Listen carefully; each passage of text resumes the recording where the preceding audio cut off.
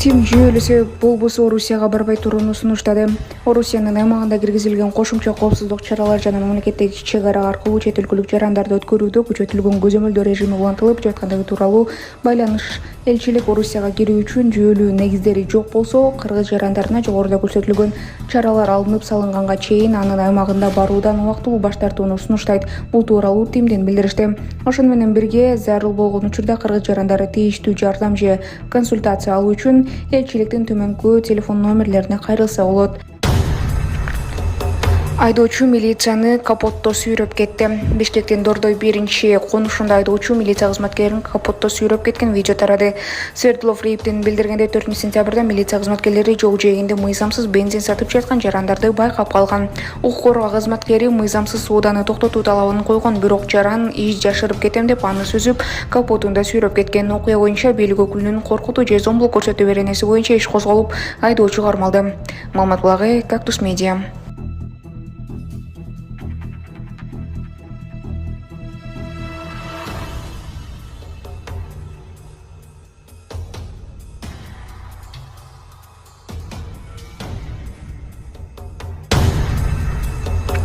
АКШда 14 жаштагы өспүрүм мектепте ок чыгарып 4 адам каза болду.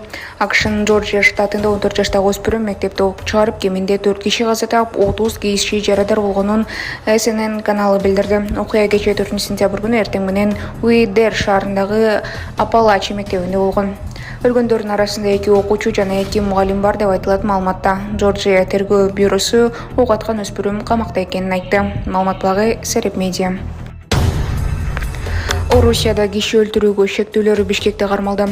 Адам өлтүрүү фактысы боюнча мамлекеттер аралык издөөдө жүргөн Бишкектен кармалыштан бул тууралуу ИИМден билдиришти.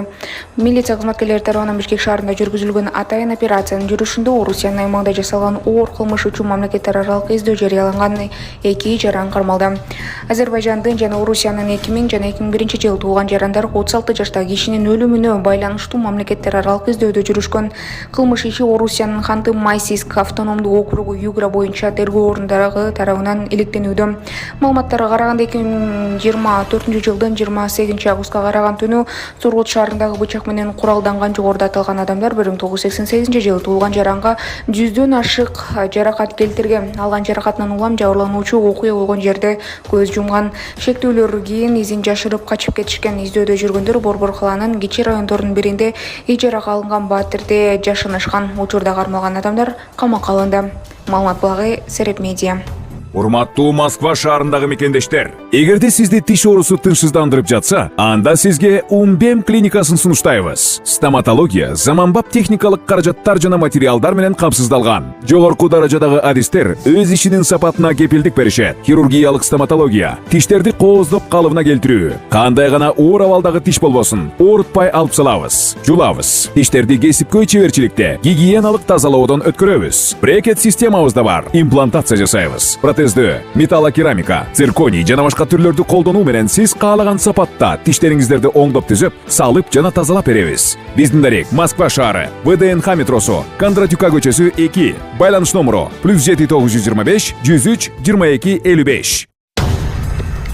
Милиция көп кабаттуу үйдүн терезесине чыгып алып бийлеген кыздын ата-энеси менен сүйлөштү. Социалдык тармактарда Тиналиев көчөсүндө көп кабаттуу үйдүн терезесинен өспүрүм кыздын бийлеп жатканы тууралуу видео тартылган. Бул факты боюнча Бишкек шаарынын Ленин райондук ички иштер башкармалыгынын жашы жет электердин иштери боюнча инспекциясынын кызматкерлери жогоруда аталган өспүрүм жана анын ата-энеси менен профилактикалык сүйлөшүүлөрдү жүргүзүштү.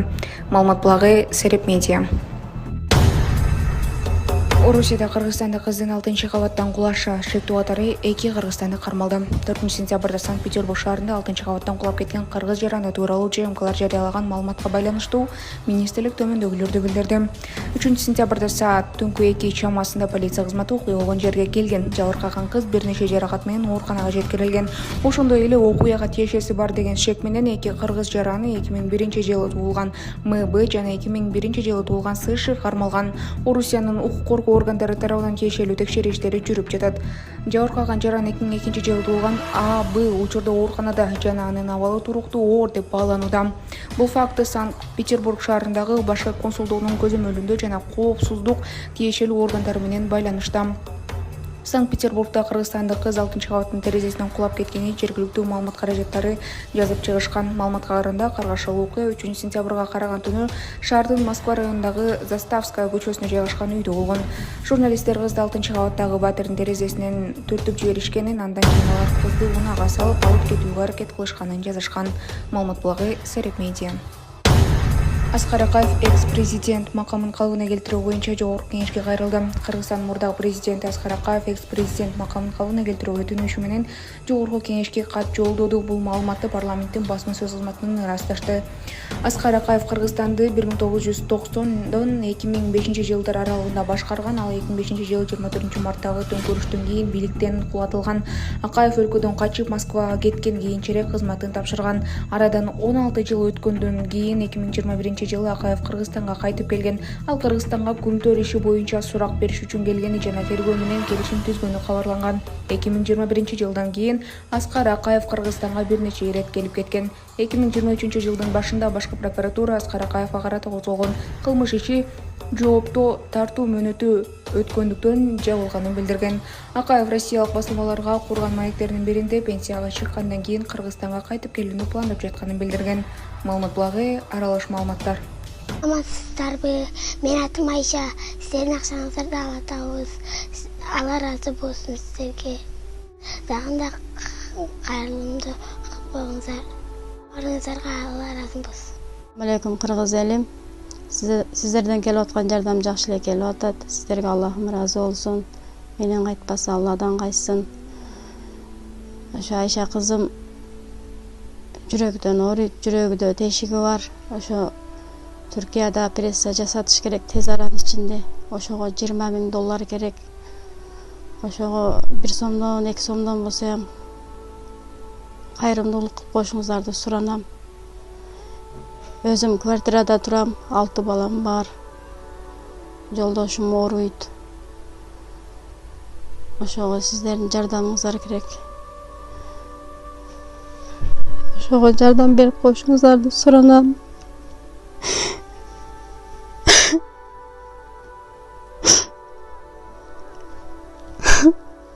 Мындай акчаны өмүрү кармап көргөн эмеспиз. Бардык карталар ошо өзүмө караштуу, өзүмө ачылган. Ошо акыры 5105 Ильяз И деп чыгат, ал өзүмдүн күйөөм. Ошого кайдагер карабай жардам берип коюшуңуздарды суранам. Россия өлкөсүнөн котором дегендерге Сбербанк бар, анда өзүмдүн иним ишеничтүү. Ошого кайдагер карабай жардам берип коюшуңуздарды суранам.